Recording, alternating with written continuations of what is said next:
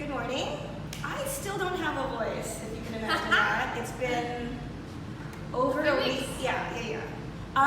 So I might start a second career as a lounge singer.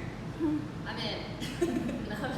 Anyway, so a couple weeks ago, Tanya talked about coughing. She started to talk about it and what you should do. Oh, she's coughing too. What you should do when you cough, and what do you know? There are some things that you should be thinking about when you have a prolonged bout of like a cold or you're coughing that can really affect a lot of your system.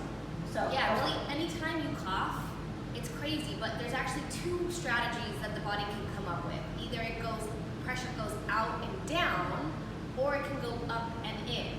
And I always joke that my business is super, super popular during December through March. Why? Cough and cold season, right? And so if you can imagine, if the pressure goes out and down, it puts a lot of pressure on the pelvic floor, and that leads to leaking, but it also leads to a lot of back pain, because that pressure is going back kind of right into that disc.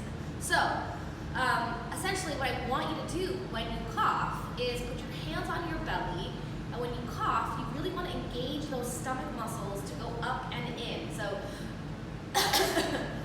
the cool thing is if you actually start to be more cognizant of the way you cough, it's actually core work, because you're engaging those abdominals up and in. So it's kind of a twofer. Yeah. Think of it like that. So I'm like getting a six-pack while I'm coughing.